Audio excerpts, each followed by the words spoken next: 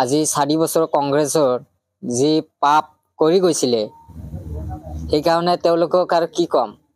গতিকে আমাৰ ভাৰতবৰ্ষত আমাৰ জয় জয় মৰমৰ আছে। গতিকে আকৌ আমাৰ চৰকাৰ আহিব, আশীৰ্বাদ আছে আৰু সকলো ৰাইজৰ আশীৰ্বাদ আছে। গতিকে এইবাৰ ৰাইজে এইবাৰ মোক পাৰ্লিয়ামেণ্টত পঠাব বুলি মই ভাবো আৰু ৰাইজে মোক আগুৱাই লৈ যাব। মই খালি ৰিকুবুদ্দিন বুলি নহয়, গোটেই অসমত মই চুগালীৰ মানুহ আছে বুলি ইতিমধ্যে আপোনালোকে দেখা পাইছে। মই এদিনা সজাই গৈছিলো, নগাঁও গৈ আছো, লখিমপুৰ গৈ আছো, গোটেই অসমতে তেনেকুৱা আমি প্ৰগ্ৰাম বিলাক চলাই আছো। গোটেই অসমতে আছে, নিশ্চয় আপোনালোকে জানে। এইটো আৰু নকওঁ, সেই অক্সিজেন যেতিয়া বন্ধ হৈ যাব তেতিয়া আপোনালোকে চাব পাৰিব ৰেগুলাৰ যিবিলাক গোপনীয় আছিল সব ওলাই যাব। তো এইটো নুৰি খান কোন হয়, হুইজ নুৰি খান। গতিকে তেওঁলোকে ভাল কাম কৰিছে। তেওঁলোকে 3 তালাক আনি দিলে আজমলে, গৰু হত্যাৰ আইনটো তেওঁলোকে আনি দিয়া। এইবিলাক মানুহক কিছুমানত গুৱাহাটীত চলিব, বেলেগ কোনোবা ডিষ্ট্ৰিক্ট নচলিব, তেনেকুৱা জেলত দিব। কিছুমান ডিষ্ট্ৰিক্টৰ মানুহ জেলত ভৰাই দিব আৰু কিছুমানত অফেন বিক্ৰী কৰিব। আশীৰ্বাদ আছে আৰু সকলো ৰাইজৰ আশীৰ্বাদ আছে। গতিকে এইবাৰ ৰাইজে এইবাৰ মোক পাৰ্লিয়ামেণ্টত পঠাব বুলি মই ভাবো আৰু ৰাইজে মোক আগুৱাই লৈ যাব। যেহেতু আপুনি ছয়গাঁও সমষ্টিত হয়, হয়তো আমাৰ বিধায়ক আছে ৰেকিবুদ্দিন আহমেদ। ৰেকিবুদ্দিনৰ আপুনি সমষ্টিত উপস্থিত হৈ কেনেকুৱা লাগিছে আৰু বিধায়ক ৰেকিবুদ্দিনৰ ওপৰত কি ক'ব আৰু আপুনি? চাওক, মই খালি ৰেকিবুদ্দিন বুলি নহয়, গোটেই অসমত মই চুগালীৰ মানুহ আছে বুলি ইতিমধ্যে আপোনালোকে দেখা পাইছে। মই এদিনা সজাই গৈছিলো, নগাঁও গৈ আছো, লখিমপুৰ গৈ আছো, গোটেই অসমতে তেনেকুৱা আমি প্ৰগ্ৰাম বিলাক চলাই আছো। গোটেই অসমতে আছে বুলি ৰেকিবুদ্দিন বুলি নহয়। আৰু আপোনালোকে জানে ৰেকিবুদ্দিনৰ যিখিনি আমি দেখিলো বা ৰাইজৰ যিখিনি অভিযোগ বিলাক শুনিলো, তেওঁলোকৰ কাৰ অক্সিজেনত তেওঁলোকে চলি আছে নিশ্চয় আপোনালোকে জানে। এইটো আৰু নকওঁ, সেই অক্সিজেন যেতিয়া বন্ধ হৈ যাব তেতিয়া আপোনালোকে চাব পাৰিব ৰেগুলাৰ যিবিলাক গোপনীয় আছিল সব ওলাই যাব। গতিকে অক্সিজেনটো আৰু বেছি সময় নাই। অক্সিজেন এতিয়া আমি বন্ধ কৰিবলৈ সাজু আছো। এতিয়া অক্সিজেনটো বন্ধ হ'ব, আপোনালোকে টেনচন কৰিব নালাগে। গতিকে অক্সিজেনৰ কাৰণে তেওঁলোকে এনেকুৱা কৰি আছে। গতিকে অক্সিজেন এতিয়া বন্ধ হৈ যাব, আপোনালোকে টেনচন কৰিব নালাগে। বিধায়ক ৰেকিবুদ্দিনৰ পত্নী নুৰি খানৰ টিকেট কেনচেল হৈছিলে, কিহৰ কাৰণে হৈছিলে বুলি আপুনি? আপোনালোকে যদি তেনেকুৱা প্ৰশ্ন কৰে মোকতো এইটো নুৰি খান কোন হয়, হুইজ নুৰি খান? নুৰি খান কোন হয়? আমাৰ অসমৰ মানুহ হয় নেকি? তেওঁ আমাৰ অসমৰ মানুহ যদি নহয়, সেইবিলাক প্ৰশ্ন আমাক কিয় কৰিব লাগে? সেইবিলাক আপোনালোকে জানে। সেইটো কোন দলৰ হয় নহয় সেইটো মই কেনেকৈ গম পাম? তেওঁলোকৰ তাৰ ঘৰ ক'ত মই কেনেকৈ গম পাম? তেওঁ অসমৰ মানুহ নহয়। সেইবিলাক প্ৰশ্ন আমাক কৰি লাভ আছে? তাৰ টিকেট কিয় কেনচেল কৰিলে নকৰিলে এইটো তেওঁলোকৰ ব্যক্তিগত কথা, সেইটো মোক সুধি লাভ নাই না। মোৰ দলৰ কাম, মই কেনেকুৱা কাম কৰি আছো বা মোৰ চৰকাৰ কেনেকুৱা কাম কৰি আছে সেইটো আপোনালোকে সোধক। আৰু সেইকাৰণে আমাৰ কংগ্ৰেছে যিখিনি 4 বছৰ কাম কৰিব পৰা নাই, আমাৰ চৰকাৰে সেইখিনি কাম ইতিমধ্যে আপোনালোকে দেখাই পাইছে। হেমন্ত বিশ্ব শৰ্মা 5 বছৰ নোহোৱাতে গুৱাহাটী চাওক, আপোনালোকে গোটেই অসমত চাওক কিমান পৰিৱৰ্তন হৈ আছে।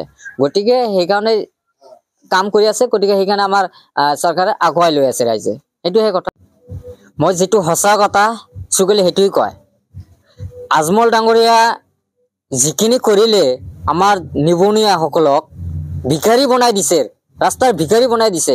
আজি আজমল ডাঙৰীয়া যেনেকুৱা কাম কৰিছে গতিকে তেওঁলোকে মানিব লাগে। গতিকে মই আৰু কি কম।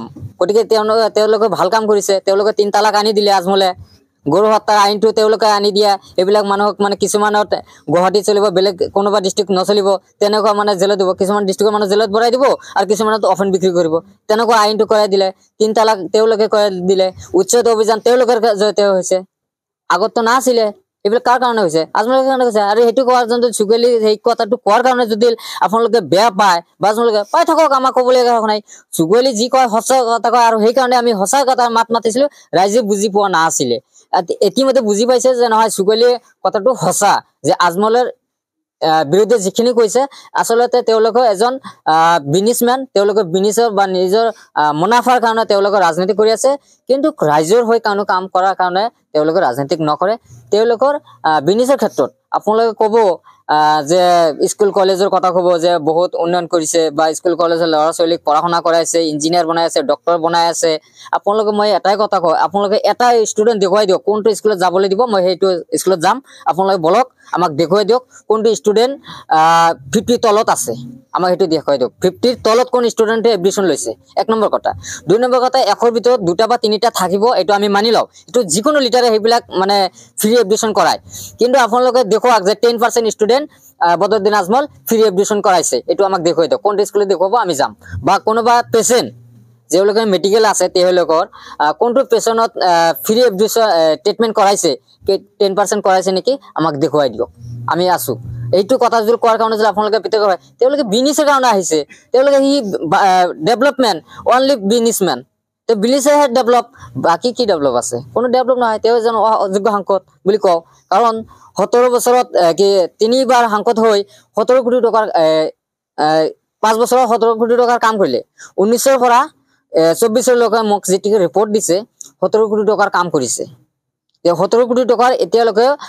7 কোটি টকা তেৰ বিল এতিয়া বলে তুলিব পৰা নাই যেটো ৰিপৰ্ট আমাক দিছে আৰু 10 কোটি টকাৰ ইতিমধ্যে বিলখন তুলিছে বাকি এই 17 কোটি টকাৰ কাম কোত কৰিলে আৰু কি কাৰণে বিল আটক হল হেতু তো অলপ চাব লাগিব মই হেতু তদন্ত কৰি আছো পিছত আপোনালোকে জটজটকৈ প্ৰমাণ দিব আৰু আপোনালোকে যদি প্ৰমাণ চাই মই প্ৰমাণ ইতিমধ্যে দিব পাৰিম যে 17 কোটি টকাৰ কাম আমি ইতিমধ্যে দিব পাৰিম কাৰণ মোৰ হাতত হেকিন প্ৰুফ আছে কিছু নাই মই ইয়াত আহিছিলো মানে অকলমান মানে এটা ই আছিল গাউলিয়া নিডি লিমিটেড এখন বেংক হয় তাত মানে অকলমান আহিছিলো আৰু ৰাইজৰ মাতিছিলে মই লগ দিলো এখানে বিশেষ কাৰণত আহা নাই মই তাতে আহিছিলো অলপ বৰ্তমান যেটো ৰাজনৈতিক প্ৰেক্ষাপট চলি আছে হয় আপুনি যেটো এজন হয়তো ইলেকশন খেলা ক্যান্ডিডেট হয় হয় তো আপুনি ৰাজনীতিৰ বিষয়ে কি ক'ব ৰাজনীতিৰ বিষয়ে কি কম আপোনালোকে জানে যে আমাৰ ৰাজনীতিক যিখিনি আমাৰ অসম নহয় তথা ভাৰতবৰ্ষত আমাৰ ভাৰতীয় জনতা পাৰ্টি জয় জয় মৰমৰ ইতিমধ্যে আপোনালোকে দেখা পাই আছে গতিকে ইয়াত আৰু ৰাজনীতিক কি প্ৰেক্ষাপট থাকিব নিশ্চয় আপোনালোকে দেখা পাই আছে ক'বলগীয়া একো নাই কাৰণ আজি 4 বছৰ কংগ্ৰেছৰ যি পাপ কৰি গৈছিলে এই কাৰণে তেওঁলোকক আৰু কি কম গতিকে আমাৰ ভাৰতবৰ্ষত আমাৰ জয় জয় মৰমৰ আছে গতিকে আকৌ আমাৰ চৰকাৰ আহিব গতিকে আমাৰ প্ৰেক্ষাপট আমাৰ ভালে আছে কংগ্ৰেছৰ তাৰ ভৰিৰ তলত মাটি নোহোৱা হৈ গৈছে গতিকে তেওঁলোকৰ যি পাপ কৰিছিলে এই পাপটো মুক্ত হ'বলৈ আৰু 30 বছৰ লাগিব গতিকে সেই কাৰণে কৈছো তেওঁলোকৰ কোনো ই নাই যিমান গট বন্ধন কৰক না কিয় এলআইএস 2021 তে কৰিলে এতিয়া আমাৰ পাঁচটা ৰাজ্যতে ইলেকশন হৈ গল তাতেও কৰিলে কি হল একো বেনিফিট নহল গতিকে জয় জয় মৰমৰ নৰেন্দ্ৰ মোদীৰ অমিত শাহ জেপি নাড্ডাৰ